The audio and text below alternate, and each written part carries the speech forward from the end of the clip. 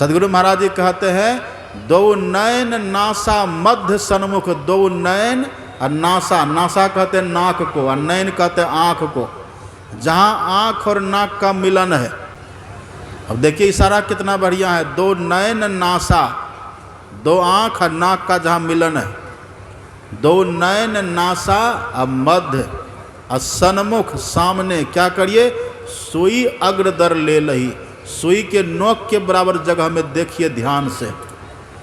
देखेंगे तो क्या होगा, जैसे वहाँ दोनों दृष्टिधार मिलेगी ना, वैसे वहाँ पर मन चला जाएगा, और जैसे वहाँ पर मन दृष्टि मन एक साथ रहेगा, जैसे वहाँ पर आप देखिएगा आपके प्राण की गति, श्वास प्रश्वास की गति अपने आप बंद हो जाएगी। ये बनावटी नहीं, आप पढ़िएगा पदावली में, अपने सदगुरु महाराज जी ने कितना अच्छा लिखा है। सदगुरु महाराज जी कहते हैं दृष्टि युगल कर अंगुल द्वादश पर दृढ़ थिर धरु ठहराई। आंख बंद करके गुरु ने जहाँ देखने के लिए कहा वहाँ देखिएगा तो अपने आप 12 अंगुल हो जाएगा, वो अपने आप 12 अंगुल हो जाएगा, नापने की जरूरत नहीं है।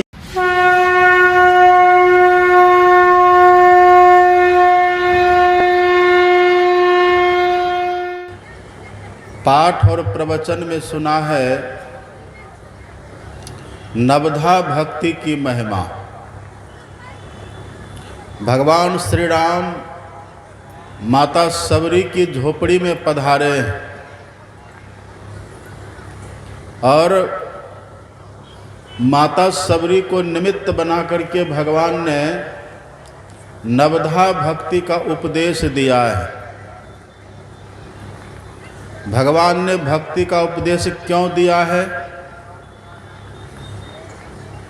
भगवान ने भक्ति का उपदेश क्यों दिया है, यह प्रश्न तो है, ये प्रश्न तो बाद का है। यदि आपसे कोई पूछे कि यह मानव का तन आपको किसने दिया, तब क्या कहिएगा? जो थोड़ा सा भी संतों का संग किए हैं, जो थोड़ा सा भी सत्संग किए हैं, जिनको महापुरुषों के ज्ञान का आधार है जीवन में, जो महापुरुषों के ज्ञान को सुने हैं समझे हैं, उनसे यदि पूछा जाएगा कि यह मानव का तन आपको किसने दिया, तो वे कहेंगे यह मानव का तन हमें ईश्वर ने दिया है, यह मानव का तन हमें भगवान ने दिया है। भगवान के सिवाय ये मानव का तन कोई नहीं दे सकता। आप पढ़िएगा रामचरितमानस को, राम भगवान का उपदेश आप पढ़ेंगे। भगवान ने अपनी प्रजाओं को बुला करके सदुपदेश किया। उसी क्रम में कहते कहते भगवान ने कहा, आकर 4,84,00,000 योनि भ्रमत यह जीव अविनाशी, फिरत सदा माया कर प्रेरा, काल कर्म स्वभाव गुण घेरा, कबहुक करि करुणा नर देही, अद्वैत ईश बिनु हेतु सनेही। साफ लिखा हुआ है और भगवान श्री राम के मुख से कहा हुआ है। भगवान कहते हैं यह जो मानव का तन मिला है ना, अपने से हम नहीं ले सकते। कोई सोचे कि अपने से मानव का तन हम ले लेंगे, संभव नहीं है। या कोई व्यक्ति हमको मानव का तन दे देंगे, यह भी संभव नहीं है। कोई देवी देवता हमको मानव का तन दे देंगे, ये भी संभव नहीं है। ये मानव का तन हम लोगों को जब भी मिलेगा, ईश्वर कृपा से मिलता है। ईश्वर ही कृपा करके ये मानव का शरीर हम लोगों को देते हैं। इसलिए भगवान कहते हैं देत ईश बिना हेतु सनेही, जो बिना किसी कारण के, बिना किसी लेन देन के बिना किसी स्वार्थ के हमसे प्रेम करने वाले ईश्वर हैं, वही कृपा करके मानव का तन देते हैं। तो ये जो मानव का तन हम लोगों को ईश्वर ने दिया, तो ईश्वर ने क्यों दिया है मानव का तन? और देखिए, कोई भी कार्य बिना कारण का नहीं होता। कोई भी जो कार्य होता है ना, उसके पीछे कारण छुपा रहता है। आप खेती भी करते हैं ना, खेती क्यों करते हैं? क्योंकि कारण है, आपको फसल चाहिए। आप बिजनेस क्यों करते हैं? कारण है, आपको धन चाहिए। आप नौकरी क्यों करते हैं? कारण है, आपको धन चाहिए। बिना कारण का कार्य नहीं होता। इसी तरह से ईश्वर ने जो हम लोगों को मानव का तन दिया है, क्यों दिया है? इसका कारण क्या है? कभी सोचे, कभी विचारे, कभी समझे।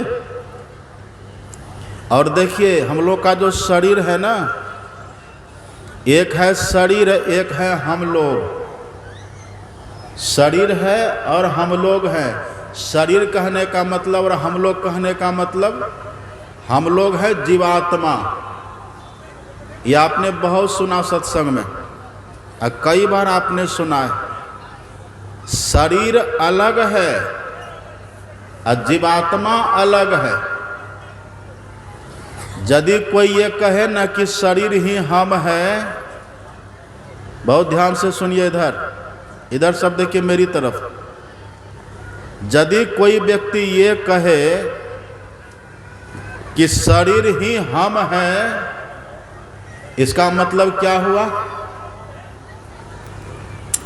आप पढ़िएगा संतवाणी। यदि कोई ये कहे ना कि हम शरीर ही है,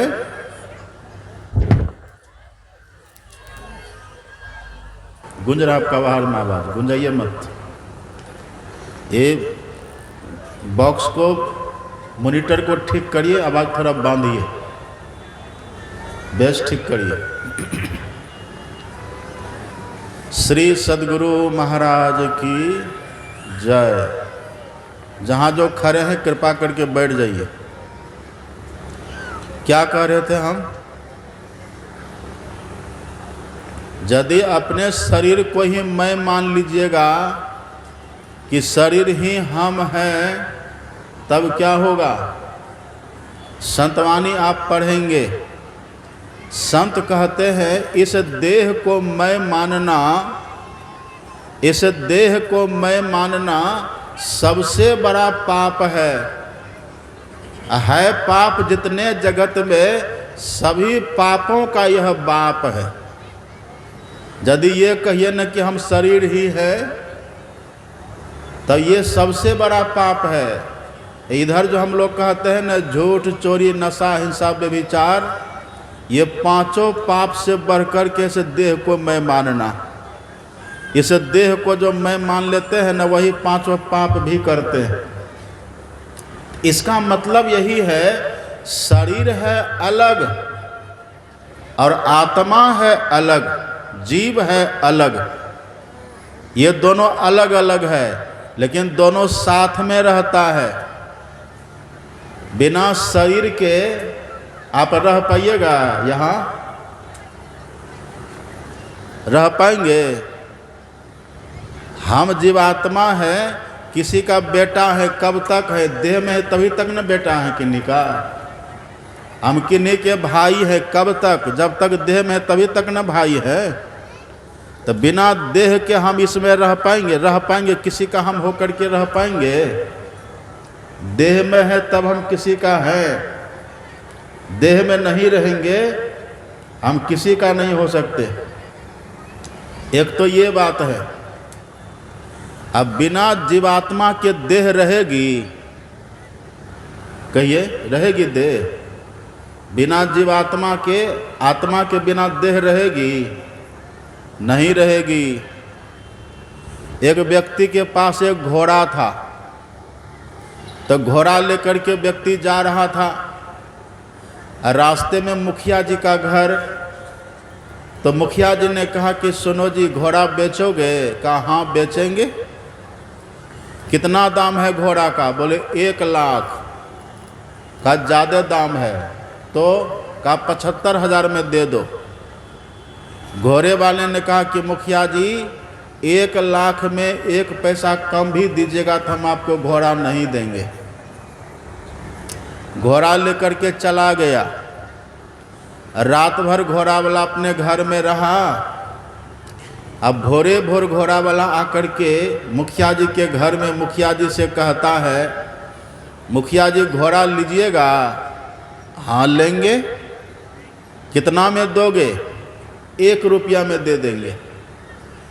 अरे कल तो तुम 1 लाख कह रहा था और हम तुमको 75,000 दे रहे थे, तब भी नहीं दिया, और अभी कह रहे हो 1 रुपया में दे देंगे। ये कैसी बात है? मुखिया जी पूछते हैं कुछ घोड़ा को हो गया है क्या जी? कहीं घोड़ा का पैर तो नहीं कट गया? कहा नहीं मुखिया जी, घोड़ा का पैर ठीक ठाक है। तब 1 रुपया दाम कैसे हो गया? कहीं घोड़ा का दोनों कान तो नहीं कट गया? कान भी ठीक है। कहीं घोड़ा के दोनों आँख तो नहीं फूट गई? कहा नहीं मुखिया जी, आँख भी ठीक है। अरे आँख भी घोड़ा की ठीक है, कान भी घोड़ा का ठीक है, पैर भी घोड़ा का ठीक है, पूँछ भी घोड़ा की ठीक है। तो कल उसका दाम था 1 लाख, आज 1 रुपया क्यों हो गया? क्या कमी हो गई?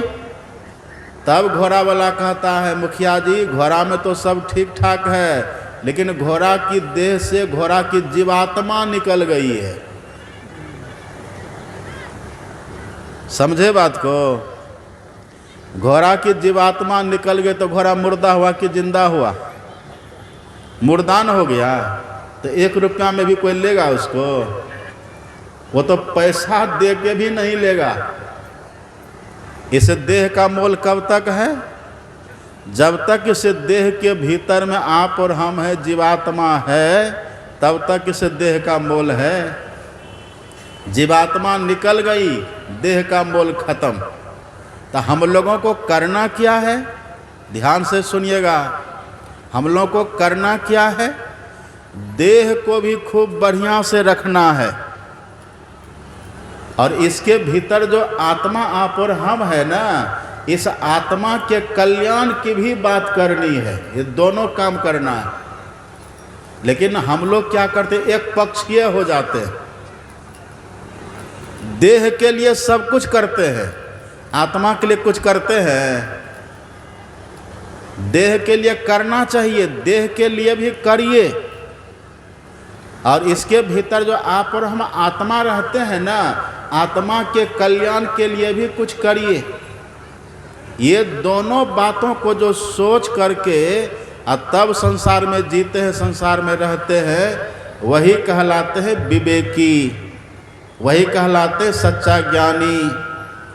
अब सुनिएगा, थोड़ा सा और बढ़िया से सुनिए। देह को रखने के लिए, देह की हिफाजत के लिए, देह के पोषण के लिए, देह की सुरक्षा के लिए हमें क्या करना है? आप पढ़िएगा अपने सदगुरु महाराज जी की वाणी पदावली में, महर्षि में पदावली में पढ़िएगा। आप प्रातःकाल आपने पाठ में सुना था। इस देह को ठीक से रखने के लिए सदगुरु महाराज जी कहते हैं, जीवन बिताओ स्वावलंबी, जीवन बिताओ स्वावलंबी, भरम भारे फोड़ी कर, और संतों की आज्ञा है ये में ही, माथ धर छल छोड़ी कर। इस देह को रखने के लिए हम स्वावलंबी बने। और स्वावलंबी का मतलब क्या हुआ? अपने से कुछ मेहनत करिए, धन कमाइए, पढ़िए लिखिए, नौकरी चाकरी करिए, कुछ मेहनत करके कोई सरकारी जॉब लीजिए, कोई सरकारी नौकरी लीजिए। मेरे पास बहुत लोग आते हैं, आज भी कई लोग मेरे पास आए, कई माताएं आई। अब माताओं का तो बड़ी विचित्र दशा है। हम देखते हैं जब माताएं आती है ना तो आंखों में एकदम आंसू भरा हुआ, तो हमको लगता है कि इनको कोई बड़ा कष्ट होगा, लेकिन जब पास आती है तब माता जी सब, है ये बच्चा को जरा शांत करिए, तो देखिए बोल रहा है कुछ कुछ बीच में, इसको रखिए उधर, ले ये देखिए बच्चा बोल रहा है, ये बीच बीच में जो है ना ये प्राउंट दे रहा है। तो सुनिए ध्यान से, बैठिए सब। क्या कह रहे थे हम? इतनी भीड़ लगा दिए ना, धरती को भी भारी लगता होगा। क्या कह रहे थे हम? माताओं की आंख में आंसू रहता है, तो हमको लगता है कि इनको बहुत कष्ट होगा। तो हम पूछते हैं, बहन जी क्या हुआ आपको, क्या कष्ट है? तब उनके मुंह से जो आवाज़ निकलती है बड़ा सुन के अच्छा लगता है। कहते कि बाबा मेरा बेटा जो है ना बस 2 नंबर के लिए फेल हो गया, तो हम क्या करें? आप आशीर्वाद दीजिए 2 नंबर जुट जाए। देखिए भावना कितनी अच्छी है। ये भावना होनी चाहिए। जो अभिभावक है ना, उनकी ये एक जिम्मेवारी होनी चाहिए कि हमारे जो बच्चे हैं वो अपने पैर पर खड़े हों, जीवन बिताओ स्वावलंबी, अपने पैर पर खड़े हो। तो हम बड़ी सहृदयता से कहते कि माता जी हम गुरु महाराज से प्रार्थना करते हैं, मेरी शुभकामना है, और बच्चा आपकी थोड़ी सी मेहनत करे, गुरु महाराज की कृपा होगी, शुभकामना है, उनको हो जाएगा। बड़े खुश होते, ये होना चाहिए। अपने अपने बच्चों को खूब बढ़िया से पढ़ाइए, उसको शिक्षक बनाइए, फौजी बनाइए, उसको देश की सेवा में दीजिए, राष्ट्र की सेवा में दीजिए, उसको किसी को इंजीनियर बनाइए, डॉक्टर बनाइए, प्रोफेसर बनाइए। इस देह के लिए सब कुछ करिए, खूब परिश्रम करिए। और यदि ये सब कुछ नहीं कर सके है ना, तो खूब बढ़िया से खेती करिए, खूब फसल कमाइए, खूब धन लाइए घर में खूब बढ़िया से धान लाइएगा, बढ़िया घर बनाइएगा, अब बढ़िया सब व्यवस्था करिएगा, तब ना हम लोग भी आनंद लेंगे आपके घर में आकर के। हमारा भी तो स्वार्थ है। तो साधु महात्मा किसके लिए शुभकामना होती है? अपने देश में सब नौकरी करे, सब धन कमावे, अच्छा से जिए, अच्छा कपड़ा पहने, अच्छा मकान बनावे, अच्छी कार में घूमे, अच्छी व्यवस्था में रहे। साइकिल पर हम चाहते कोई न चढ़े, सब कार में घूमे, सब मोटरसाइकिल में घूमे। सबके लिए शुभकामना, सब मेहनत करिए। ये सदगुरु महाराज की शुभकामना है। तभी तो सदगुरु महाराज जी कहते जीवन बिताओ स्वावलंबी, भरम भारे फोड़ी कर, और संतों की आज्ञा है ये मैं ही माथ धर छल छोड़ी कर। तभी तो है। लेकिन एक बात ध्यान रखिएगा, आज एक माता जी कह रही थी कि बाबा मेरा एक बेटा है, मास्टर साहब है, और उसको हम बहुत बुलाए लेकिन वो नहीं आया। हमने कहा क्यों नहीं आया?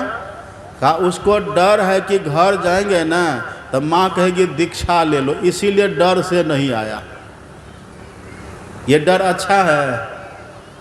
सुन रहे बात को? ये डर अच्छा हुआ। मास्टर्स बन गए, मेहनत किए, अपनी हिम्मत किए, मेहनत किए, मास्टर साहब बन गए। अब उनकी माँ ने हमको कहा कि बाबा जब बेटा को हम बुलाए न कि आ जाओ सत्संग हो रहा है, तो मेरा बेटा बहाना बना करके नहीं आया। हमने कहा क्यों नहीं आया? तो देखे उस माँ का हृदय, हम देखे उनका दिल, देखे रो रहा था उनका दिल। ये देखिए न बाबा, वो इसीलिए नहीं आया कि जाएंगे न तो माँ कहेगी कि दीक्षा लेकर के थोड़ी भक्ति करो, इसीलिए डर से नहीं आया। ये गलत बात है, ये अच्छी बात नहीं है। इसका मतलब ये हुआ आप एक पक्षीय हो गए। आप देह के लिए तो सोचे, लेकिन अपने लिए आप कुछ नहीं सोचे, आत्मा के लिए आपने कुछ नहीं सोचा,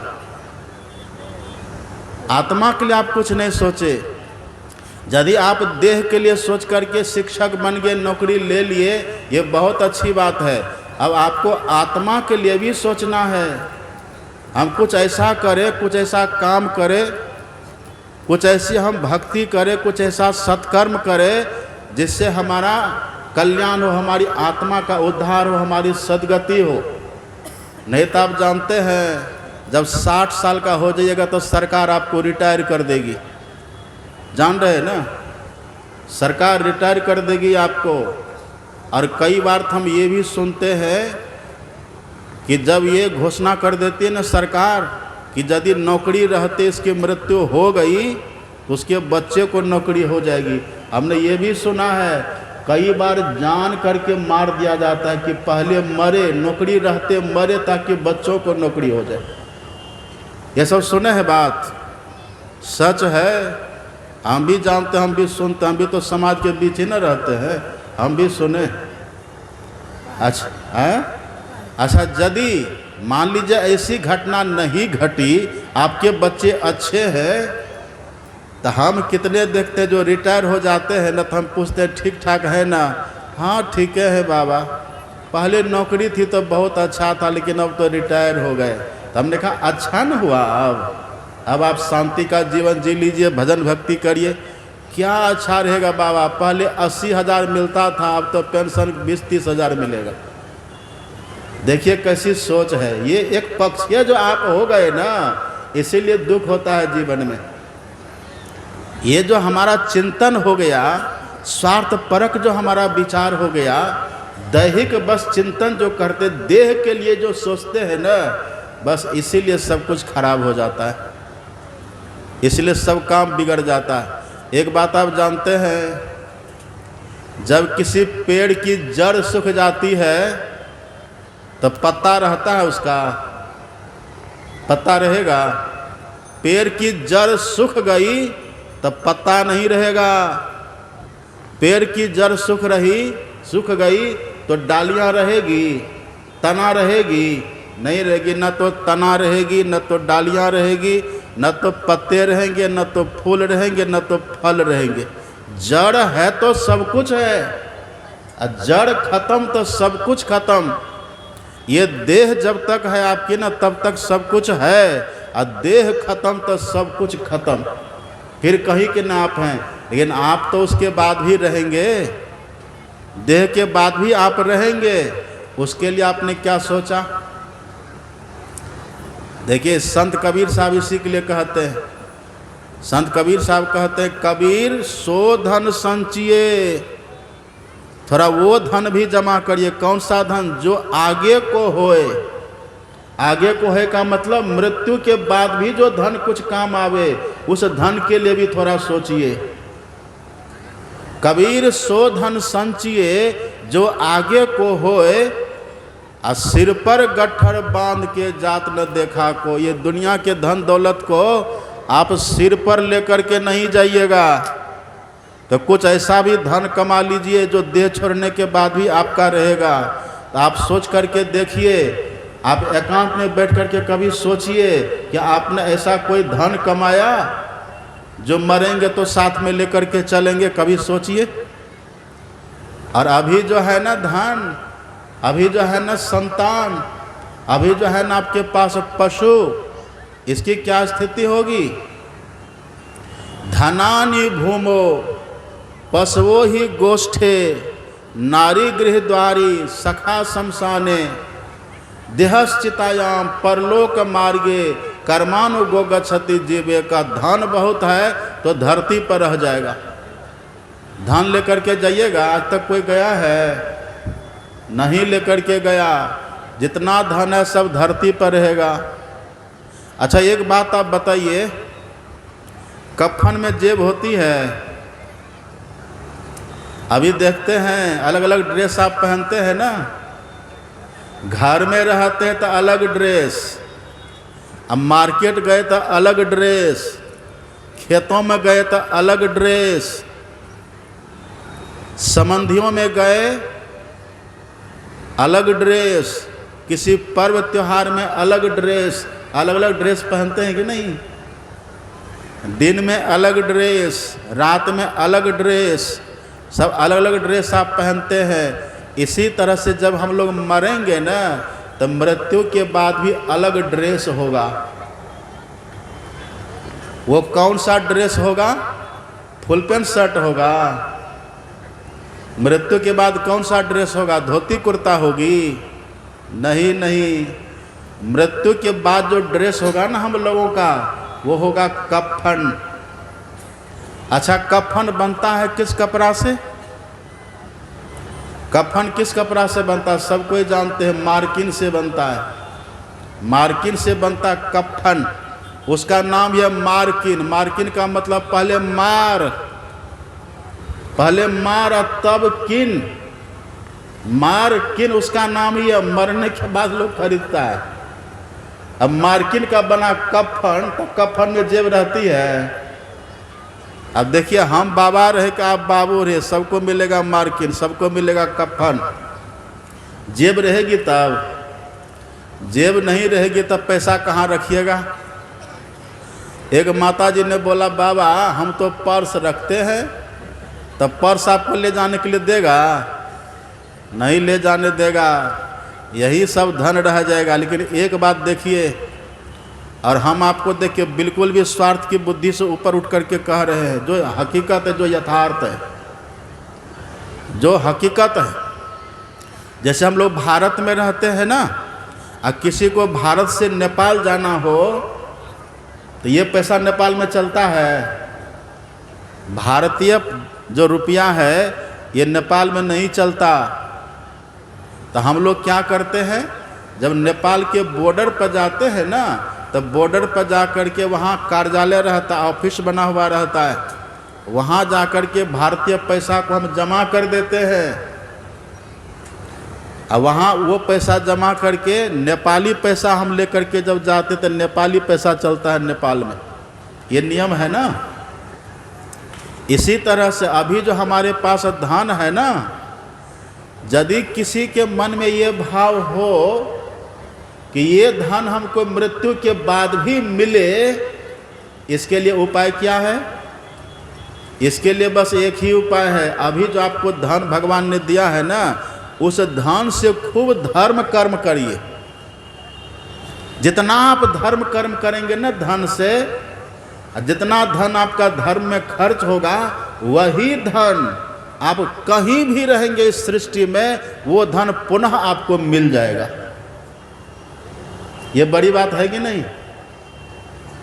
पुनः मिलेगा, वही धन मिलता है। इसलिए कहा, तुलसी पंछिन के पिए, घटे न सरिता नीर, दान दिए धन ना घटे, जौ सहाय रघुबीर। धन से कभी किसी को सुख नहीं मिलता। धनात धर्मः ततः सुखम। धन से पहले धर्म करिए और उस धर्म से सुख मिलता है। और यदि धन को पकड़ करके रखिएगा ना, तो धन को कहते हैं अर्थ। ज़्यादा अर्थ भी अनर्थ का कारण हो जाता है। ज़्यादा अर्थ भी ना अनर्थ का कारण हो जाता है। इसलिए धन यदि है उसको धर्म में लगाते रहिए। तो धनानि भूमो पशवो ही गोष्ठे, नारी गृहद्वारी सखा शमशाने, अध्यश्चितायाम परलोक मार्गे, कर्मानुगो गच्छति। जीव एक धन धरती पर रह जाएगा, पत्नी है तो दरवाजे तक जाएगी, पति है शमशान तक जाएगा, और जो भी सगे संबंधी मित्रगण है वो सबके सब शमशान तक जाएगा। और अपना जो शरीर है ना, ये भी जिसको हमने बहुत खा पी करके बहुत मस्त बना करके रखा है, खाए खुराका पहन पोशाका, जमका बकरा पलता है, और जंबर जाति तोरे छाती, उनसे क्यों नहीं डरता है? ये शरीर भी चिता में जल करके भस्म हो जाएगा, राख की ढेर बन करके रह जाएगा। तो एक पक्षीय विचार मत रखिए। धन खूब कमाइए, लेकिन याद रखिए ये शरीर आपका छूटेगा। कब छूटेगा उसका कोई अता पता नहीं है। मृत्यु की कोई गारंटी नहीं होती कब किसकी मृत्यु हो जाएगी। नहीं बालक नहीं यौवने, नहीं वृद्धि कछु बंध, और वह अवसर नहीं जानिए जब आए परे जमफंद। मृत्यु का कोई ठिकाना नहीं है।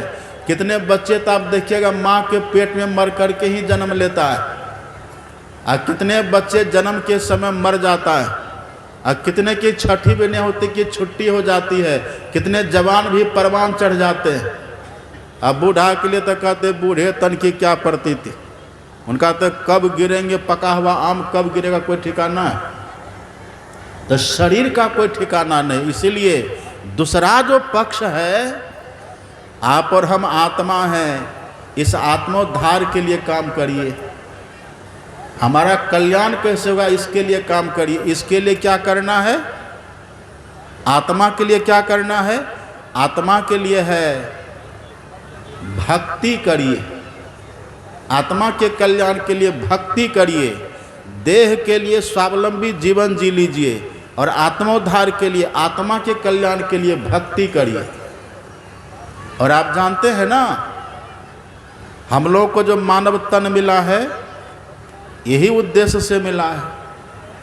पढ़िए रामचरितमानस में, देह धरे कर यही फल भाई, अब भजिए राम सब काम बिहाई। हे भाई, इस मानव तन पाने का वैसे यही फल है कि सभी कामनाओं को छोड़ करके सभी इच्छाओं को छोड़िए। सब सुन रहे मेरी बात, सुन रहे हैं कि नहीं? इधर ध्यान दीजिए, मेरी तरफ ध्यान दीजिए। सब बड़ी शांति से बैठिए, थोड़ी देर हम सुनेंगे आपको। अच्छा, कल कौन सब आइएगा? हाथ उठाइए तो। देखिए 2-4 हाथ उठ गया। हे भगवान, भेड़िया धसान कल यहाँ सत्संग है जो आइएगा। आज भर न कहेंगे बैठने के लिए, बैठिए। आज ही भर थोड़ा बढ़िया से बैठिए, बढ़िया से बैठिए। देखिए, आत्मा के लिए भक्ति वाला काम करिए। इसी के लिए मानव का तन मिला है। स्वावलंबी जीवन जी लीजिए और थोड़ी भक्ति करिए आत्मा के लिए। इसी देह धारण करने के यही लाभ है। देह धरे कर ये फल भाई, अब भजिए राम सब काम बिहाई। ये जो मानव का तन हम लोगों को भगवान ने दिया है ना, इसका कारण यही है। इसे देह में रह करके भक्ति कर लीजिए। अब भक्ति कैसे करिएगा? अपने मन से भक्ति करिएगा। जिसने हमको मानव का तन दिया, उसी ने हम भक्ति कैसे करेंगे वह भी बताया। अपने मन से भक्ति करेंगे तब नहीं होगा। भक्ति सब करे पर भ्रमना ना टरे, भक्ति जंजाल दुख द्वंद्व भारी, अब ब्रह्म चिन्ह नहीं भ्रम पूजत फिरे, हिय की आंख क्यों फोड़ डारी, हिय की नैन क्यों फोड़ डारी। अब विवेक बुद्धि को घर में छोड़ करके, विवेक बुद्धि को छोड़ करके तब भजन करिएगा। मन मना मन गढ़ंत भजन करिएगा, उससे कुछ हाथ नहीं लगेगा। अपने सदगुरु महाराज जी लिखते हैं, पदावली में पढ़िएगा, आहो भक्त सार भगति करु हो, असार भगति करु, संसार भ्रमत रहु, अब भक्ति श्रम निष्फल हो। निष्फल हो जाएगा। आप अपने मन से मन गढ़ंत कोई भक्ति करिए, अपने मन से कुछ कुछ करते रहिए, वो निष्फल हो जाएगा। आहो भक्त छारू बालक खेल हो, बाहर भ्रमण बाल खेल जैसन, अभियंतर धसु हो, भीतर में धसिए। क्यों भीतर में धसिए? भीतर में धसने का मतलब क्या है? आप और हम जो आत्मा है ना, परमात्मा की संतान है, परमात्मा का अंश है। प्रातःकाल खूब बढ़िया से सुने थे आप। तो जब तक हम परमात्मा के पास चले नहीं जाएंगे, जब तक ईश्वर का दर्शन हो नहीं जाएगा, जब तक हम ईश्वर को देख नहीं लेंगे, तब तक जन्म मृत्यु का चक्र होगा, बहुत दुख होगा। इसलिए ईश्वर के पास जाने के लिए बाहर में कहीं मत दौड़िए। काहे रे मन खोजन जाई, सर्व निवासी सदा अलेपा, तो ही संग समाई। पुहुप मधि जो बास बसतु है, मुकुर माही जैसे छाई, और तैसे ही हरि बसे निरंतर, घट ही खोजो भाई, अपने भीतर में खोजिए। ये बाहर बाहर जो आप दौड़ते रहते हैं ना, ये बालक के खेल है, इससे कल्याण नहीं होगा। अब दीक्षा लीजिए और अपने देह के भीतर धसिए। आपने कल सुना था ना, इसी देह में मोक्ष का द्वार लगा हुआ है, इसी में द्वार है, उस द्वार को खोलिए, उसमें प्रवेश करिए, ये भक्ति है। आहो भक्त अब छारू बालक खेल हो, बाहर भ्रमण बाल खेल जैसन, अभियंतर धसो अंदर धसिए, अंदर में भगवान मिलेंगे। निज तन में खोज सज्जन बाहर न खोजना, अपने ही घट में हरि है अपने में खोजना, अपने में खोजिए। तब भक्ति कैसे करेंगे? अपने मन से करेंगे तब नहीं होगा। एक बात और सुन लीजिए थोड़ा ध्यान से, बहुत ध्यान से सुनिए। भक्ति का अर्थ होता है सेवा। क्या होता है भक्ति का अर्थ? भक्ति का अर्थ होता है सेवा। और सेवा किसको कहते हैं? सेवा कहते जिससे सेव्य प्रसन्न हो। और सेव्य कहने का मतलब जिनकी हम सेवा करते हैं, हमारी जिस क्रिया से हम जिनकी सेवा करते वो प्रसन्न हो जाए, वही सेवा है, वही सेवा है। तो हम किनकी सेवा करना चाहते हैं? ईश्वर की सेवा। ईश्वर प्रसन्न कैसे होते हैं? आप पढ़िएगा संत गुरु नानक की वाणी। संत गुरु नानक कहते हैं, ऐसी सेवकु सेवा करे और जिसका जीव तिसु आगे धरे। हम ईश्वर की ऐसी सेवा करें कि हम ईश्वर के पास पहुंच जाएं। हम ईश्वर की ऐसी भक्ति करें कि हम ईश्वर का दर्शन कर लें, तब है ये भक्ति। तो ये कैसे करेंगे आप? एक कहानी आप जानते हैं ना, पितामह भीष्म का नाम सब सुने होंगे। पितामह भीष्म, पितामह भीष्म को अर्जुन ने इतना बाण मारा, पितामह भीष्म के रग रग में बाण बिंध गया और ऐसा गिरे कि उसी बाण की मानो सैया बन गई, बाण का बिछावन बन गया। और उसी बाण पर पितामह भीष्म मानो लेट गए, लेटे हुए, और रग रग में बाण बिंधा हुआ है। देह में बाण तो लग गया, मानो बाण की सैया तो बन गई, लेकिन पितामह भीष्म का सिर लटक रहा था, उनका जो मस्तक था ना वो लटक रहा था नीचे उधर। तब पितामह भीष्म ने कहा कि देखो जी, बिछावन तो हमको दे दिया पर तकिया तो नहीं दिया। अब जैसे तकिया की बात पितामह भीष्म ने करी ना, तो दुर्योधन वहीं खड़ा था। ध्यान से सुनिएगा, बहुत ध्यान से सुनिए। जैसे पितामह भीष्म ने तकिया मांगी तो दुर्योधन वहीं खड़ा था। दुर्योधन दौड़ा और अपने राजमहल से बड़ा बड़ा 8-10 मसनद ले आया। अब मसनद ला करके पितामह भीष्म के मस्तक के नीचे लगा दिया।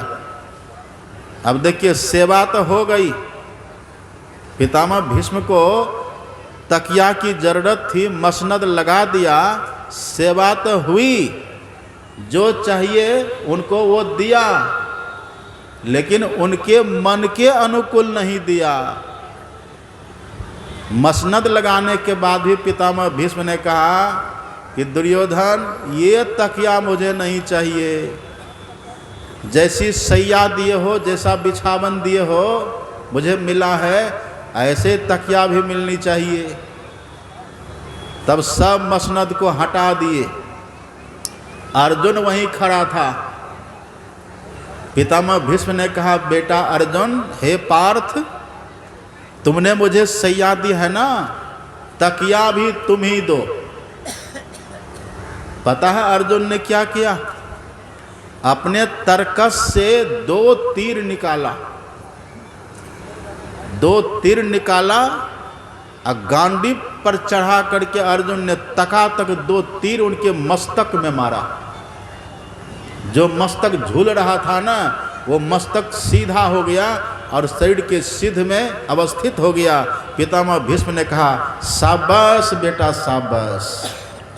अब कहिए, तीर मारना ठीक हुआ कि मसनद दिया था वो ठीक हुआ था? आप क्या कहिएगा? तीर मारना कोई ठीक नहीं कहिएगा, लेकिन वहाँ तीर मारना ही सेवा हुई। क्यों? क्योंकि पितामह चाहते वही थे। तो जो चाहे वैसा कर देना वही सेवा है। अब आप कहिए ईश्वर हमसे क्या चाहते हैं, भगवान हमसे क्या चाहते हैं? आप क्या सोचते हैं कि सेब चढ़ा करके भगवान को खुश कर देंगे, संतरा चढ़ा करके भगवान को खुश कर देंगे? आप क्या सोचते हैं ये दुनिया का पदार्थ चढ़ा करके भगवान को खुश कर देंगे, इससे भगवान खुश होंगे? भगवान कहता अरे ये तो सेब मेरा ही है, ये तो मेरा बनाया हुआ है, तुम मेरा पदार्थ मुझे दे करके खुश करना चाहते हो, ये कब संभव है? तब भगवान कब खुश होंगे? कहते तुम्हारा अपना जो है वो हमको दो। अभी देखिए हम यहाँ मंच पर बैठे हुए हैं ना, सुनिए ध्यान से, बहुत ध्यान से सुनिए, इधर मेरी तरफ देखिए सब। अभी हम मंच पर बैठे हुए हैं, अब कोई व्यक्ति आ जाए मंच पर, अब मेरी ही जेब से मेरा ही पैसा निकाल ले, अब मेरे पैर पर रख करके प्रणाम करे तो हम खुश होंगे? कहिए हम खुश होंगे? होंगे हम खुश? हम नहीं होंगे खुश। क्यों नहीं होंगे? हम कहेंगे अरे ये कैसा ढीठ आदमी है, ये यहाँ आकर के मेरी ही जेब का मेरा ही पैसा लेकर के मुझे चढ़ा रहा है, ये तो ढीठ आदमी है, इससे हम कैसे खुश होंगे?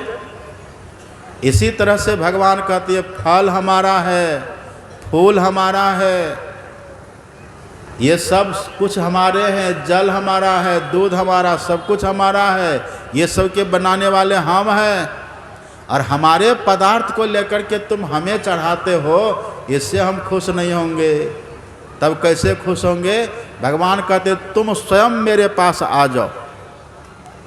इसी को गुरु नानक कहते हैं ऐसी सेवक को सेवा करे और जिसका जीव तिसु आगे धरे। हम जीवात्मा को परमात्मा के पास पहुंचा दें, इसी से परमात्मा प्रसन्न हो जाएंगे, इससे खुश होते हैं। अब आप कहिएगा कि बाबा जीवात्मा तो देह में है, तो जीवात्मा को देह से निकाल करके परमात्मा को कैसे चढ़ाएंगे? इसका तरीका है, अभी तो हम लोग देह के बंधन में पड़े हुए हैं, इस देह के बंधन से अपने को निकालना होगा। कैसे निकालिएगा? इसी के लिए नवधा भक्ति है। ये नवधा भक्ति यदि कोई करे, इस नवधा भक्ति के करने से ईश्वर प्रसन्न होंगे और हम ईश्वर के चरणों में समर्पित होंगे। ये कैसे होगा? हम कैसे समर्पित करेंगे, कैसे ये भक्ति करेंगे? अभी सुना आपने, भगवान ने माता सबरी को निमित्त बना करके नवधा भक्ति का उपदेश किया है। खुद भगवान उपदेश कर रहे हैं, नवधा भगति कहो तो ही पाही, सावधान सुनो धरो मन माही। और कहते कहते भगवान ने क्या कहा, सुने ध्यान से आप। हम आपको सार सार बात कह देता, आज अंतिम दिन है ना, आप लोगों को दूर दूर जाना भी और हमें भी भागलपुर जाना है। सार सार बात संक्षेप में सुना देते, बहुत ध्यान से सुनिएगा। भगवान ने कहा प्रथम भगति संतन कर संगा। असली भक्ति करना चाहते हैं तो भगवान कहते सबसे पहले संत का संग करिए। संत जिस प्रकार से भक्ति करने के लिए बतलावे उस तरह से भक्ति करिए। अपने मन से मनमाना भक्ति करिएगा तो भगवान खुश नहीं होंगे। देखा देखी भक्ति का कभू न चढ़सी रंग, अब विपत्ति पर यो छारसी जो केचुली भुजंग। देखा देखी भक्ति करेंगे तो वो भक्ति नहीं होगी, उससे भगवान खुश नहीं होंगे। संत महात्मा जिस तरह से भक्ति करने के लिए कहते, क्यों? क्योंकि संत महात्मा भक्ति करके भक्ति में पूर्ण हो जाते हैं। अब वो तब अपना अनुभव की बात बतलाते कि देखो मैंने ऐसे किया तो मैं भक्ति में पूर्ण हो गया, मुझे भगवान मिले। आप भी ऐसे करिए तो आपकी भी भक्ति पूर्ण होगी और आपको भी भगवान मिलेंगे। इसलिए भगवान कहते सबसे पहले संत का संग करिए। और संत का संग नहीं करिएगा, अपने मन से करिएगा, तब विवेक होगा, तब बिनु सत्संग विवेक न होई, या राम कृपा बिनु सुलभ न सोई।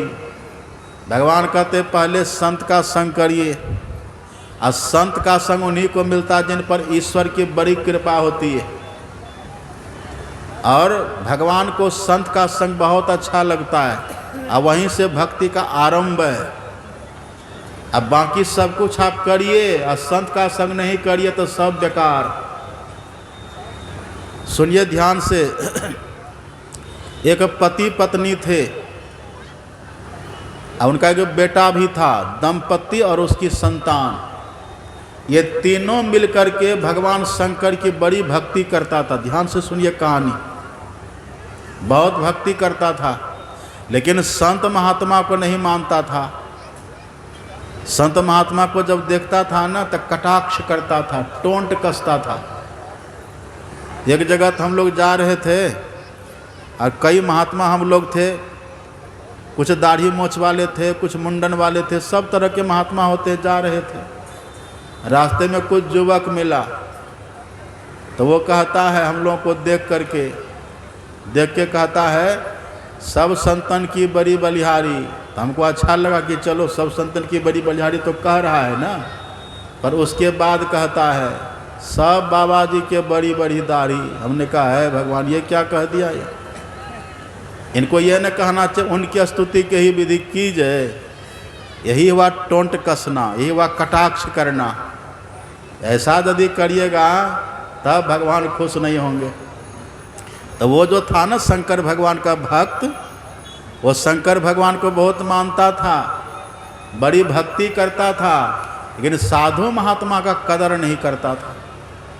भक्ति करते करते बहुत दिन बीत गया तीनों को। अब भक्ति करता था, शिवलिंग बना करके, शिवालय बना करके उसकी पूजा करता था, करना धरना कुछ नहीं, गरीब हो गया धीरे धीरे। माता पार्वती ने देखा कि ये तीनों देखो मेरे पति को कितना मानते हैं, पर गरीब हो गया है। तब माता पार्वती ने भगवान शंकर से कहा कि प्रभु जरा देखिए तीनों को दर्शन तो दे दीजिए। भगवान शंकर ने कहा कि देखो देवी हम दर्शन तो दे देंगे, लेकिन इसके पास विवेक नहीं है, इसको दर्शन देने के बाद ये लाभ नहीं होगा। ये साधु महात्मा का विरोधी है, ये सत्संग विरोधी है, इसको विवेक नहीं है। सत्संग करता तब ना विवेक होता है, इसको विवेक है ये नहीं है, इसको दर्शन दे देंगे तब भी कोई लाभ नहीं होगा। लेकिन पार्वती माता ने हठ किया, नहीं नहीं बेचारा इतना करता है तो दे दीजिए दर्शन, जो मांगता है सो दे दीजिए, अपना सुख से रहेगा, आपका तो भजन ये करता ही है। भगवान शंकर ने देखा कि ये नहीं मानेगी।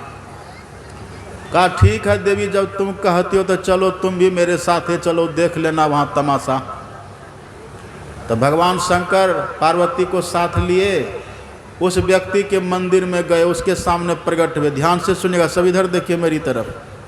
वहाँ गए, अब जैसे भगवान उसके पास गए, उसे कहते हैं देखो जी मैं आ गया, दर्शन करो मेरा, मैं आ गया। अब वो तीनों दर्शन किए शंकर भगवान का, बड़ा खुश हुआ, बहुत प्रसन्न हुआ। तब भगवान शंकर कहते मांगो वरदान, क्या चाहते हो? अब जैसे कहा मांगो वरदान, भगवान शंकर को देखा, पहले तो चौंक गया। भगवान शंकर को देख करके वो इतना प्रसन्न हुआ, अब क्या करे क्या नहीं करे, एकदम उधेड़ बुन में हो गया। इतने में भगवान शंकर कह देते मांगो, जो तुम्हारी इच्छा करे वो मांगो। अब वो पुरुष जो था वो सोचता है क्या मांगे, तो कहा कि अब क्या मांगेंगे, जल्दी जल्दी में भगवान कह रहे थे एक काम करते हैं, हम 70 साल के वृद्ध हो गए, अब बूढ़ा हो गया, बूढ़ा में क्या कुछ तुम कर धर पाते नहीं है, ऐसा करते भगवान शंकर से जवानी मांग लेते हैं। हम जवान हो जाएंगे, फिर से अपना परिश्रम करके मेहनत करके धन कमाएंगे, हम धनी हो जाएंगे, आनंद से सुख से रहेंगे। उस व्यक्ति ने कहा कि भगवान हम 70 साल के हैं, कृपा करिए हमको 22 साल का नवयुवक बना दीजिए। भगवान शंकर पार्वती को देखे, मुस्कुरा कहा कि देखो देवी यदि इसको विवेक रहता, ये वरदान मांगता देह के लिए मांगता, इसके सामने हम त्रिलोकीनाथ खड़े हैं और देखो क्या मांग रहा है। भगवान शंकर जब ऐसा कहा था, पार्वती ने कहा दे न दीजिए, जो चाहता कहता है वो दे दीजिए इसको। भगवान शंकर ने कहा एवं मस्तु, जाओ तुम 22 साल के हो जाओ। अब उसकी पत्नी से कहता है देवी, भगवान ने कहा कि देवी तुम भी मांगो, तुम क्या चाहती हो तुम भी मांगो।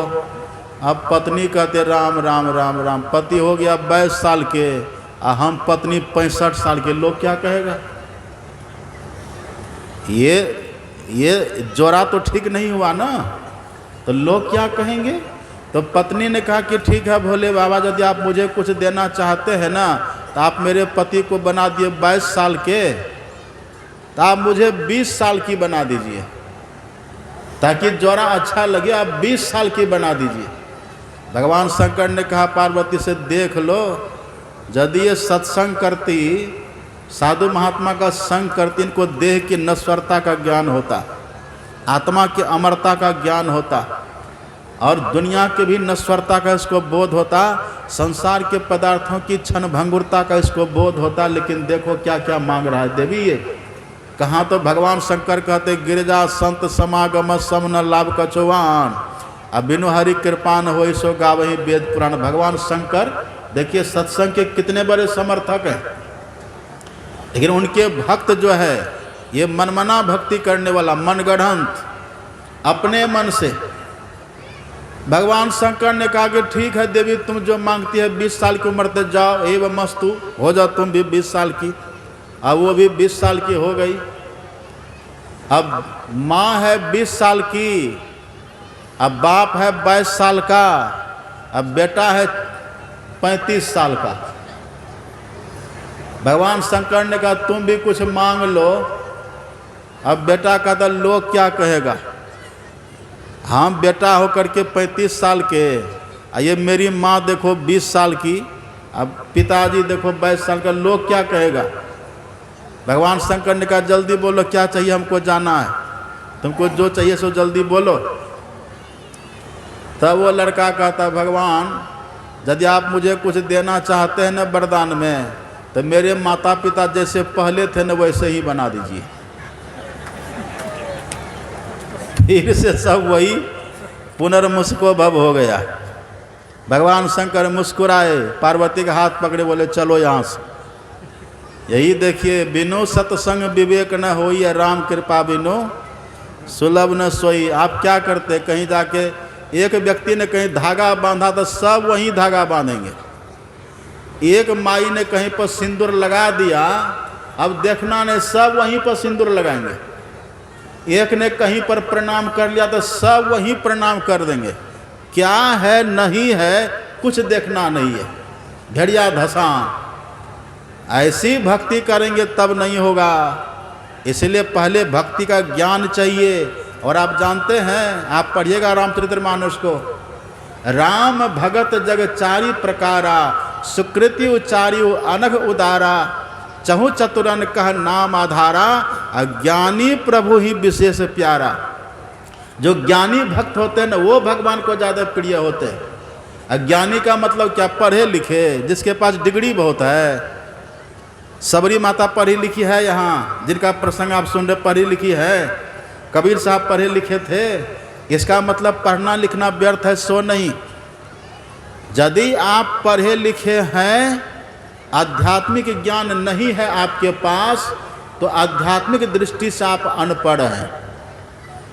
दुनिया में आप खूब कमा करके खा लीजिएगा, लेकिन आत्मकल्याण की संभावना नहीं है। आप पढ़े लिखे नहीं हैं, लेकिन आध्यात्मिक ज्ञान आपके पास है।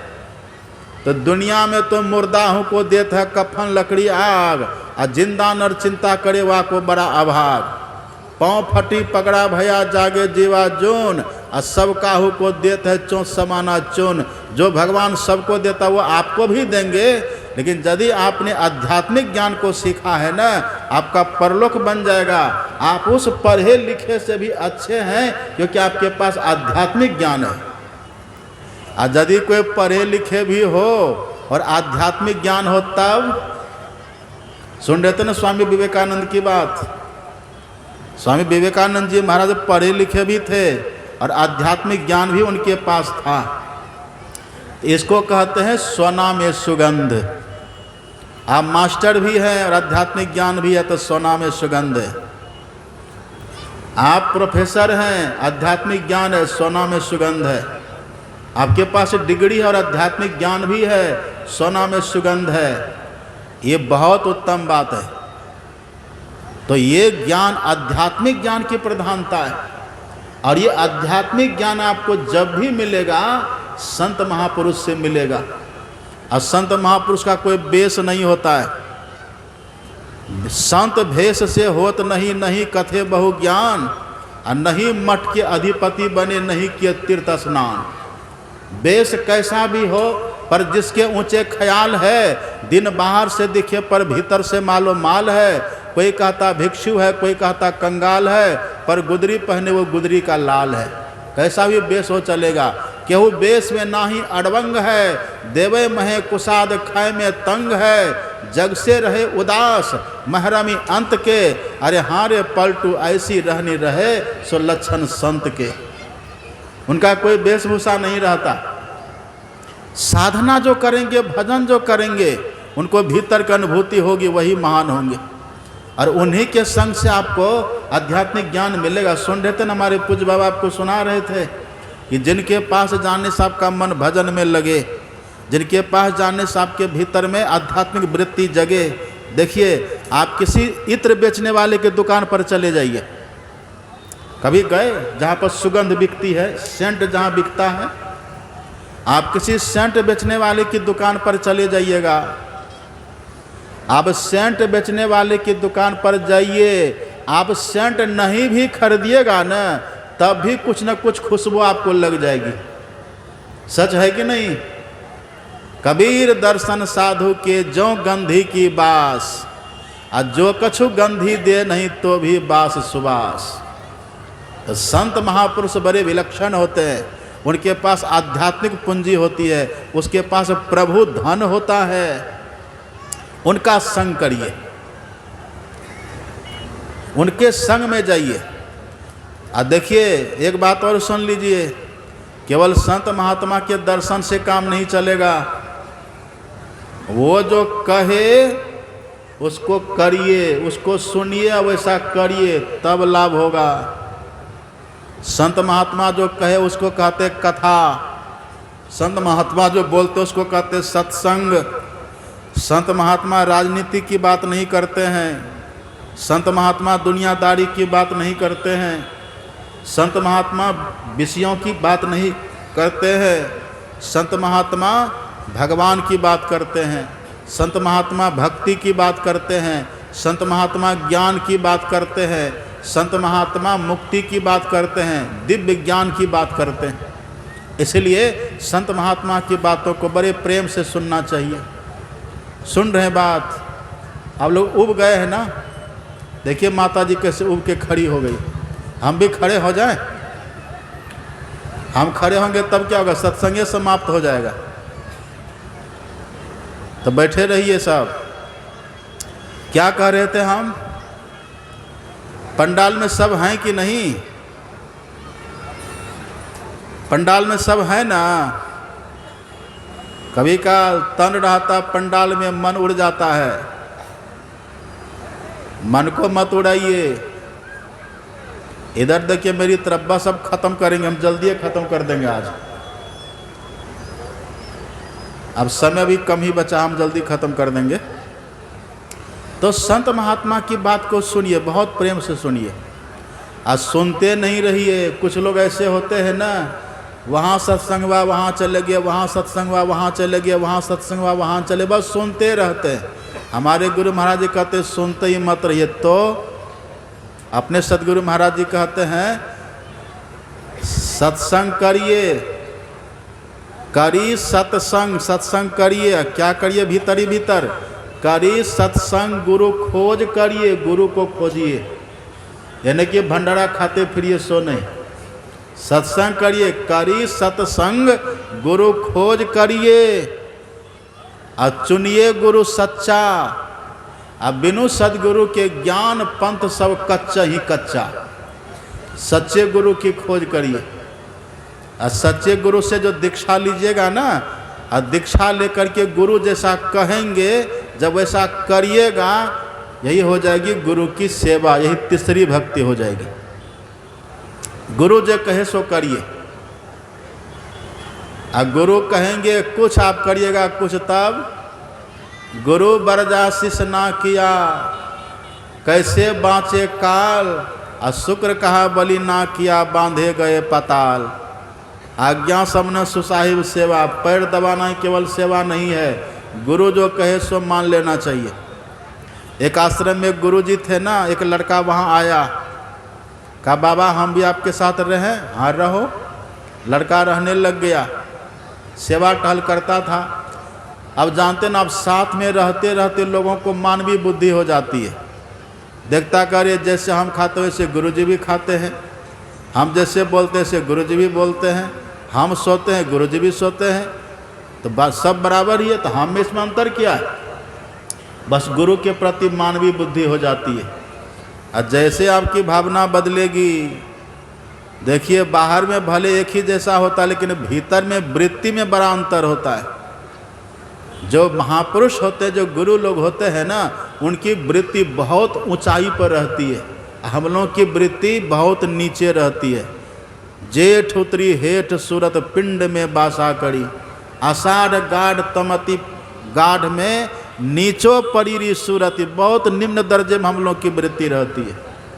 पर संत महात्मा की वृत्ति बहुत ऊंचाई में रहती है, इसलिए व्यवहार से आप पकड़ नहीं पाइएगा, और साथ में रहते रहते मानवीय बुद्धि हो जाती है। एक दिन साधु ने कहा, गुरु ने कहा कि बेटा देखो वर्षा हो रही है, होने वाली है, मेघ देखो लगा दिया है, छत पर कपड़ा सूख रहा, जाओ ना कपड़ा उतार करके ले आओ। लड़का कहता गुरु जी घुटना में दर्द है, आप ही ले आइए कपड़ा। कहा चलो हम ही ले आते हैं। अब फिर दोपहर हुआ, गुरुजी ने कहा कि बेटा देखो दोपहर हो गया ना, भोजन तक करोगे, जाओ कुछ बना लो। गुरुजी कमर में दर्द है, कैसे भोजन बनाएंगे, आप ही बना लीजिए। चलो हम ही बना लेते हैं। बेटा भोजन बन करके तैयार हो गया, खा लो।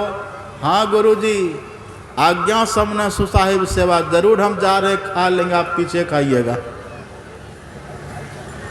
समझे कुछ? समझे कि नहीं? काम करने में दर्द है, खाने में आज्ञा सबने सुसाहिब सेवा, तब नहीं हुआ। गुरु जो कहे, अब पहले तो गुरु ही चुनिए ढंग से। तन मन ताको दीजिए जाको बिसिया नाय, आपा सभी मेटी के राखे साहब माय। साचे गुरु के पक्ष में मन को दे ठहराए, चंचल ते निहचल भया, नहीं आवे नहीं जाए। यदि झूठा गुरु मिल गया है तब केवल पान दिया, फूल दिया और दिया, पैसा 3 फूक फूक दिया बैल हो कि भैंसा, तब क्या करिए? झूठे गुरु के पक्ष को तजत न कीजिए बार, द्वार न पावे शब्द का भटके बारंबार। भटकते रहिएगा, 84 का चक्कर लगाते रहिएगा। तो सच्चे गुरु की पहचान क्या है? देखिए सच्चे गुरु की पहचान है, क्या पहचान है? सच्चे गुरु की पहचान पढ़िए, पदावली में अपने सदगुरु महाराज जी ने लिख दिए।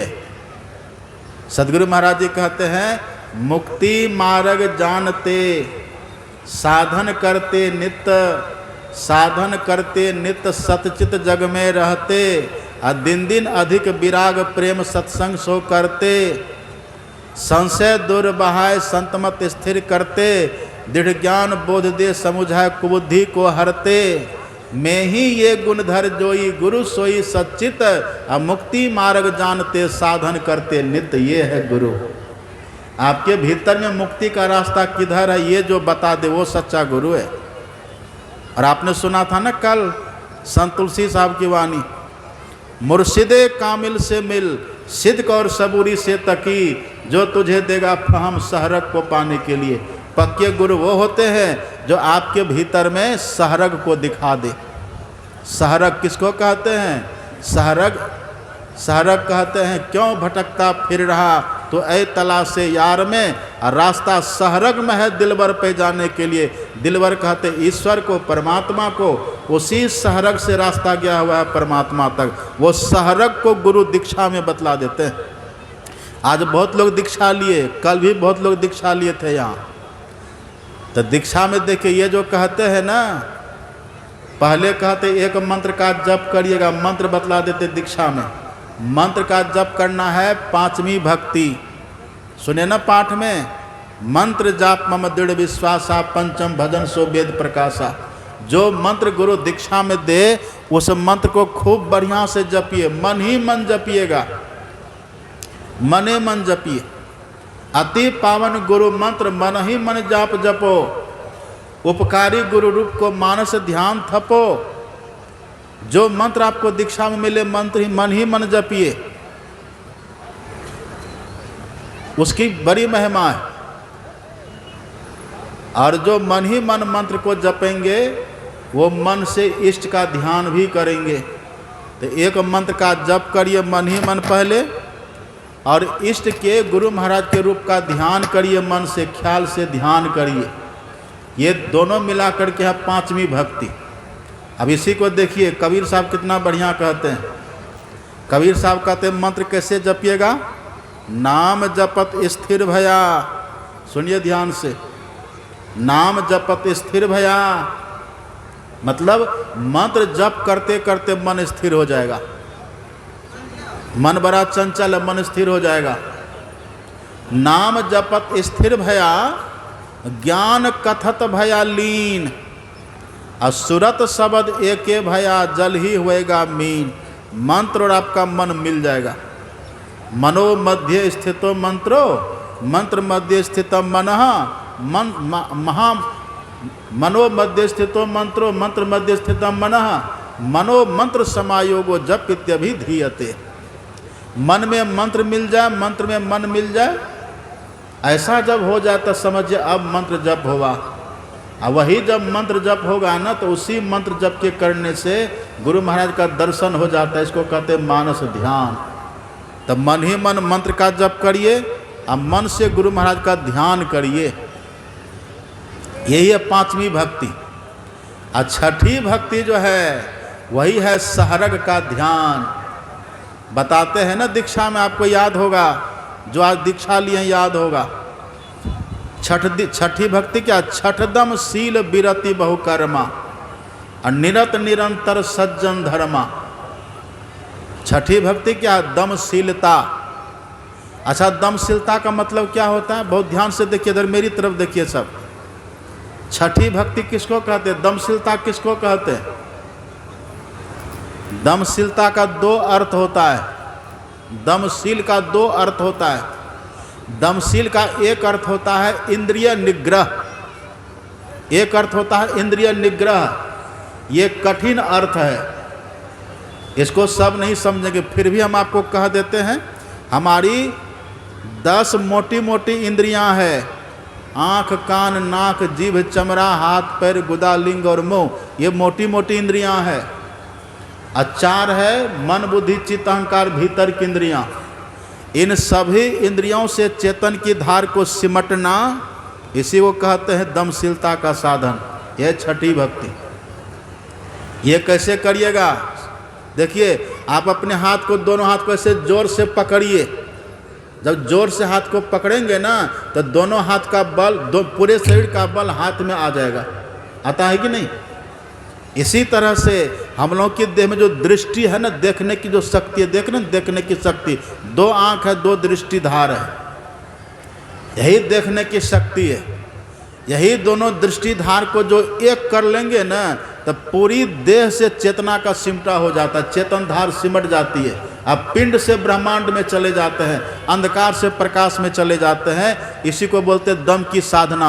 अंधकार से जो प्रकाश में जाते हैं ना, जिस रास्ते से जाते हैं उसी रास्ते का नाम है सहरग। ये सहरग का भेद जो बता दे वही होते हैं सच्चे गुरु। अब और सुनिए थोड़ा सा, दमशीलता का दूसरा अर्थ सुन लीजिए। देखिए, दमशील, दम सील में दो अक्षर है, दम और सील। सील का अर्थ क्या होता है? सील का अर्थ होता है सील्ड कर देना, मतलब बांध देना, रोक देना, कस देना, टाइट कर देना, कस देना। और दम का मतलब क्या होता है? दम, दम किसको कहते हैं? दम का एक अर्थ होता है, हम लोग कहते हैं ना दम घुटता है। देखिए ना, आप मुंह और नाक दोनों को बंद करिए, क्या होता है? दम घुटता है कि नहीं? दम घुटता है मतलब क्या हुआ? ये जो श्वास प्रश्वास की क्रिया हम लेते हैं ना, इसी को कहते हैं प्राण वायु। इसी को कहते हैं दम। यही दम घुटता है। आप किसी के नाक और मुंह को बंद कर दीजिए, देखिए उसका दम कैसे घुटेगा, है ना? यही दम है। घुटना मतलब क्या? बंद होना, वही है सील। तो मरने के समय क्या होता है? बहुत ध्यान से सुनिए, इधर मेरी तरफ देखिए। मरने के समय क्या होता है? जब मरने का क्षण आता है ना, प्राण प्रयाण समय कफ बात पित्त हो कंठावरोधन विध्वस्मरणम कुतस्ते। जब मृत्यु का क्षण आता है तो क्या होता है? मृत्यु के क्षण में कफ से, बात से, पित्त से श्वास की नली अवरुद्ध हो जाती है, दम घुटने लगता है, दम घुटता है। और उसी दम घुटन में व्यक्ति अंतिम में मरने के समय तरप तरप करके मरता है। तो ये जो छठी भक्ति है ना, ये भक्ति इसीलिए है कि मृत्यु के समय जो आपके साथ ये दम घुटन होगा ना, आप पहले दमशीलता का साधन कर लीजिए, फिर आपको मृत्यु के समय कोई कष्ट नहीं होगा। ये कितना बड़ा लाभ है, देखिए ये कितना बड़ा लाभ है। आपको लोग बहुत सिखाता है कि देखो जीवन में ये काम करो तो दुख नहीं होगा, जीवन में ऐसा करो तो सुख मिलेगा, वहाँ चले जाओ तो ये सुख मिलेगा, ये काम करो तो ये सुख मिलेगा। लेकिन आपको कोई कहता है ये काम करो तो मृत्यु में सुख मिलेगा? कोई कहता है? ये काम संत महात्मा बतलाते हैं। यही दमशीलता का साधन, मतलब इसी को कहते बिंदु ध्यान। संत मत में इसी को कहते बिंदु ध्यान, इसी को कहते संत मत में दृष्टि योग की क्रिया। दीक्षा में बतलाते हैं इशारा करके कि यहाँ पर देखिए, यहाँ पर गौर से देखिए, यहाँ पर ठीक से देखिए। दीक्षा में बतलाते हैं। जब वहाँ पर ठीक से देखिएगा ना, एक बात देखिए, ध्यान से, बहुत ध्यान से सुनिएगा। हम लोग की जो दृष्टि है ना, इसी दृष्टि के पीछे पीछे मन चलता है। जहाँ दृष्टि जाती है वहाँ पर मन जाता है। आप कैसे इस बात को समझिएगा? एक बात देखिए, एक उदाहरण हम आपको दे के समझाते हैं। अपने अपने घर में सब सुई में धागा तो घुसाए होइएगा, सब घुसाए होंगे ना। आप जिस समय सुई में धागा घुसाते हैं तो कैसे घुसाते हैं? एकदम सुई ले लेते हैं, छोटी सुई होती है, और धागा को मरोड़ करके उसको चुटकी से रगड़ करके नुकीला बना देते हैं। उस समय देखिएगा एक टक अपनी दृष्टि से आप सुई के छेद को देखते हैं और तब धागा घुसाते। उस समय यदि आपके देह को कोई हिला डोला दे तो आप उसको डांटते, रहे ठहरो, हमको पहले सुई में धागा घुसाने दो। ऐसा करते हैं कि नहीं? ऐसा जो करते, क्यों करते? इसीलिए कि आपकी दृष्टि वहाँ से हिल ना जाए, तो दृष्टि बिल्कुल सुई की छेद पर रहे, इसलिए आप बहुत स्थिरता से दृष्टि को वहाँ टिकाते हैं। उस समय आप देख लीजिएगा, आप श्वास में से हाथ लगा करके देखिएगा, आपके श्वास की गति भी धीमी हो जाती है। उस समय देखिएगा, जैसे दृष्टि स्थिर होगी ना, श्वास प्रश्वास अपने आप धीमी हो जाती है, उसी समय मन भी स्थिर हो जाता है। ये बात बनावटी नहीं है। संत कबीर साहब इस बात को लिखे हैं, आप पढ़िएगा। संत कबीर साहब कहते हैं, कहे कबीर चरण चित राखो ज्यों सुई बिच डोरा रे। जैसे सुई में हम डोरा घुसाते हैं, उस समय जैसे हमारी दृष्टि स्थिर रहती है ना, उसी तरह से जो अपने भीतर में गुरु इंगित स्थान पर देखेगा। और अपने सदगुरु महाराज की वाणी को पढ़िएगा, पदावली में कितना अच्छा सदगुरु महाराज जी कहते हैं। सदगुरु महाराज जी कहते हैं दो नयन नासा मध्य सन्मुख, दो नयन और नासा, नासा कहते हैं नाक को और नयन कहते हैं आँख को, जहाँ आँख और नाक का मिलन है।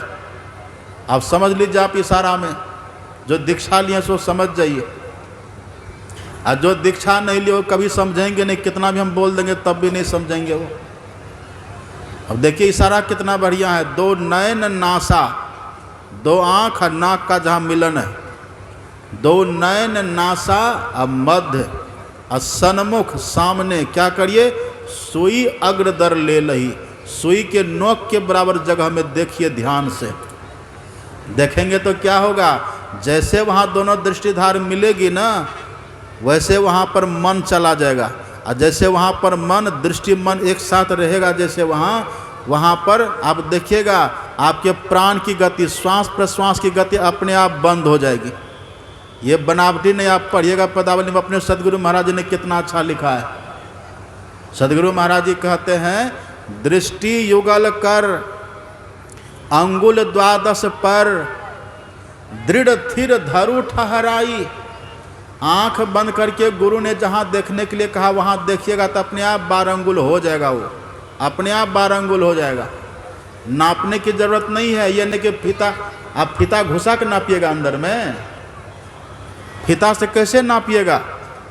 इसके लिए गुरु जहाँ पर देखने के लिए आपको बता दिए हैं दीक्षा में, यदि आप वहाँ ठीक ठीक देखिएगा अपने आप वो 12 अंगुल हो जाएगा। और वहाँ पर जैसे आप ठीक से देखेंगे ना, आप देखिए सदगुरु महाराज जी कितना अच्छा कहते हैं, फल क्या होगा, प्राण स्पंदन बंद हो जाई। मृत्यु के समय जो दम घुटेगा ना, आप उसके अभ्यासी हो जाएंगे। प्राण स्पंदन बंद हो जाई, अब मनहु तजई चंचलाई, और अनहु से अनुरूप ब्रह्म संग सहज ही सुरत समाई। वहाँ ज्योतिर्बिंदु में आपका मन, आपकी दृष्टि लग जाएगी, ज्योतिर्बिंदु का दर्शन होगा। और ज्योतिर्बिंदु का जैसे दर्शन हुआ, बस आप देह में रहते हुए मृतकवत रहिएगा। और जब मन तब इस देह में आकर के घूमिए फिरिए, काम धंधा करिए, जब मन तब आंख बंद करके बिंदु का दर्शन करिए, प्रकाश का दर्शन करिए, भीतर में रहिए। इसी को कहते छठी भक्ति, इसी को कहते सहरग का ज्ञान। ये ज्ञान जो बतला दे वही होते हैं सच्चे गुरु। ये छठी भक्ति है। और सातवीं भक्ति क्या है, नादानुसंधान। सुरत शब्द योग की साधना करने से मन मर जाता है। शब्द खोजी मन बस करे, सहज जोग है ये, असत शब्द निज सार है यह तो झूठी दे। जब से अनहद घोर सुनी, इंद्री थकित गलित मन हुआ, आशा सकल भुनी। चित्त स्थिर चंचल मन थाका, पांचों का बलहारा। कहे कभी पांचों का बलहारा, चरण दास कृपा सुसहजो, करम भरम भयो छारा। चित्त स्थिर हो जाएगा, मन मर जाएगा। मन के मरने से बुद्धि खत्म हो जाएगी, बुद्धि भी मर जाएगी। बुद्धि खत्म, मन खत्म, चित्त खत्म, अहंकार खत्म, आप अकेले आत्मा रह जाइएगा। ये सातवीं भक्ति का फल है। सार शब्द को जैसे आप पकड़ेंगे, आत्मा अकेले होकर के, अकेले आत्मा परमात्मा से जाकर के मिल लेती है। यही है असली भक्ति। ऐसी सेवक को सेवा करे और जिसका जिसु तिसु आगे धरे। लेकिन ये काम करने के साथ साथ अब चौथी भक्ति भी करिए। चौथी भक्ति स्तुति प्रार्थना। चौथी भक्ति मम गुण गाना करे कपट तजी गान। तो जो स्तुति प्रार्थना सुबह शाम रोज करेंगे, एक मंत्र का जप करेंगे, एक रूप का ध्यान करेंगे, बिंदु ध्यान करेंगे, और तीनों में सफल हो जाने के बाद प्रकाश हो जाएगा भीतर में, जम का फंदा कट जाएगा, 84 का चक्कर मिटेगा। आप फिर नादानुसंधान की साधना करेंगे, आत्मदृष्टि खुल जाएगी, आत्मा का दर्शन होगा, परमात्मा का दर्शन होगा। हमारा जीवन शाश्वत जीवन हो जाएगा। इस मानव तन की सफलता हो जाएगी, हम कृत हो जाएंगे, कल्याण हमारा हो जाएगा। यही भक्ति माता सबरी ने करी थी और यही भक्ति हम लोगों को गुरु महाराज जी ने बताई है। यही काम सबको करना। अब देखिए, अब ज़्यादा हम नहीं बोलेंगे।